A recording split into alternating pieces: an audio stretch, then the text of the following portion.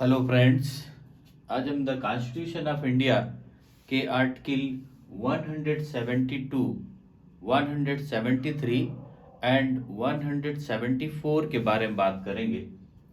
इसमें article 172 duration of state legislature के बारे में है कि जो जो हमारे विधानसभा है और विधान परिषद है उसका ड्यूरेशन क्या होगा, उसका समय टाइम क्या होगा, वो कितने समय तक एक बार में काम कर सकते हैं, इसके बारे में आर्टिकल 172 में बताया गया।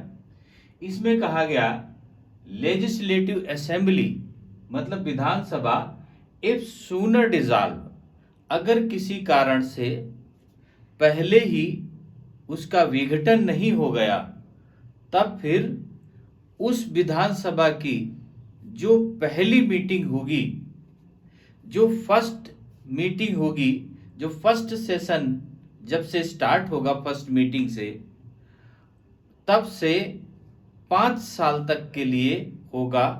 और जैसे ही 5 साल पूरा होगा उस लेजिस्लेटिव असेंबली को डिसॉल्व कर दिया जाएगा, मतलब विधानसभा को भंग कर दिया जाएगा। अब दूसरी बात कहा कि अगर इमरजेंसी है, उस स्टेट में इमरजेंसी लागू है, तो इमरजेंसी में अगर काउंसिल असेंबली को, लेजिस्लेटिव असेंबली को भंग कर दिया जाता है तो इलेक्शन तो होंगे नहीं, इसलिए उसे एक बार में मैक्सिमम 1 साल के लिए बढ़ाया जा सकता है, 1 ईयर के लिए बढ़ाया जा सकता है। लेकिन अगर इमरजेंसी समाप्त हो गई, मान लेते हैं 5 साल पूरा हो गया और उस समय इमरजेंसी लगी और 2 महीने के बाद में इमरजेंसी खत्म हो गई, तब उसका पीरियड मैक्सिमम 6 मंथ का होगा, तब उसे 6 माह से ज्यादा बढ़ाया नहीं जा सकता है। अब ये तो हो गई बात इस लेजिस्लेटिव असेंबली की, विधानसभा की बात हो गई। अब आज बात आती है लेजिस्लेटिव काउंसिल की, विधान परिषद की बात आती है। तो विधान परिषद डिसॉल्व नहीं होता, मतलब विधान परिषद को भंग नहीं किया जाता। फिर क्या होता है कि जो उसके मेंबर्स होते हैं विधान परिषद के, लेजिस्लेटिव काउंसिल के, जो उसके मेंबर होते हैं उसमें से 1/3 मेंबर हर 2 साल के बाद में रिटायर हो जाते हैं, और जो मेंबर रिटायर होते हैं उनके स्थान पर 1/3 मेंबर नए लाए जाते हैं। इस तरीके से लेजिस्लेटिव काउंसिल चलता है। तो ये आर्टिकल 172 में इसके ड्यूरेशन की बात करी गई। अब बात आती है आर्टिकल 173 की।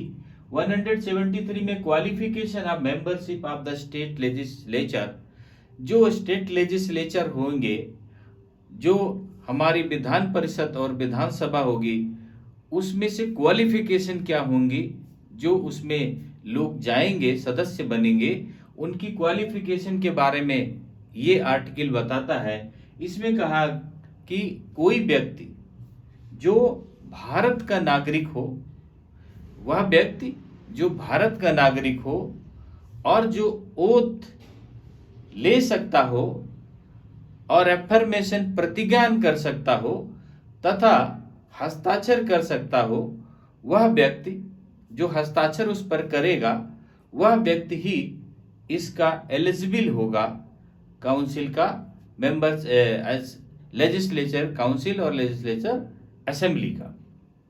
अब उसके बाद कहा कि एज, तो लेजिस्लेटिव असेंबली के लिए 25 इयर्स की एज होनी चाहिए मिनिमम, और लेजिस्लेटिव काउंसिल के लिए 30 इयर्स होना चाहिए, 30 साल का कम से कम होना चाहिए विधान परिषद के लिए, और विधानसभा के लिए कम से कम 25 साल की उम्र वो पूरा कर चुका हो। तो ये 2 कंडीशन है। और इसके अलावा अदर क्वालिफिकेशन, जो और दूसरी योग्यताएं हैं जो पार्लियामेंट के द्वारा डिसाइड किया जाए, जो पार्लियामेंट लॉ बनाए, उस लॉ को भी वो फुलफिल करता हो। अगर ये क्वालिफिकेशन उसमें है, वो एज 30 ईयर्स का है या 25 ईयर्स का है, और वो ओथ कर सकता है, जो पार्लियामेंट रूल बनाता है उस पर वो खरा उतरता है, तो वह उसके लिए उसकी क्वालिफिकेशंस होंगी। अब बात आती है 174 की। 174 में कहा session of the state legislature, prorogation and dissolution.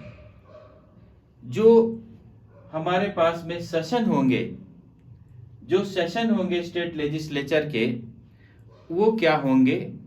तो इसमें कहा गया कि इसमें गवर्नर जो होता है, इसमें अहम रोल रखता है कि वो किसी भी हाउस की मीटिंग को बुला सकता है, सेशन को बुला सकता है, दोनों हाउस के सेशन को बुला सकता है, और जो पहले हाउस का सेशन का लास्ट डे था और जो नेक्स्ट सेशन को कॉल करना है, उनके बीच का मैक्सिमम जो डिफरेंस है समय का, वो 6 मंथ से ज़्यादा नहीं होना चाहिए, 6 मंथ से कम का ही होना चाहिए।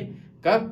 जब वो एक हाउस को बुलाता है या एक सेशन को बुलाता है, उसके जो लास्ट डे की मीटिंग है और जो नया सेशन है, वो नया सेशन की फर्स्ट डे, उसके बीच का जो टाइम डिफरेंस है वो 6 मंथ से मोर नहीं होना चाहिए। इसके बाद आता है प्रोरोगेटिव ऑफ द हाउस और इधर हाउस।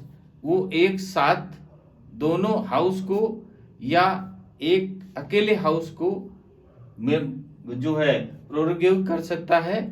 और उसके बाद कहा कि डिसॉल्व द लेजिस्लेचर असेंबली, विधानसभा को भंग कर सकता है। कौन? गवर्नर।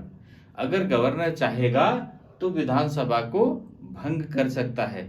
अगर कुछ बात नहीं हुई तो 5 साल जैसे पूरे होंगे वैसे उसको भंग करेगा, वैसे उसको डिसॉल्व करेगा। इमरजेंसी है तो उस हिसाब से जो भी पहले हमने आर्टिकल में बताया। तो इसका मतलब है कि जो आर्टिकल 172 है, 173 है और 174 है, ये जो लेजिस्लेचर है उनके टाइम, क्वालिफिकेशन और टाइम पीरियड और उनकी मीटिंग्स कैसे होंगी, उनमें कौन कौन पार्टिसिपेट कर सकता है, इन सब के बारे में क्लियर हो गया होगा। बहुत इजी आर्टिकल्स हैं ये सब। अब आर्टिकल 175 से हम नेक्स्ट पार्ट में मिलते हैं। ओके, थैंक यू, जय हिंद।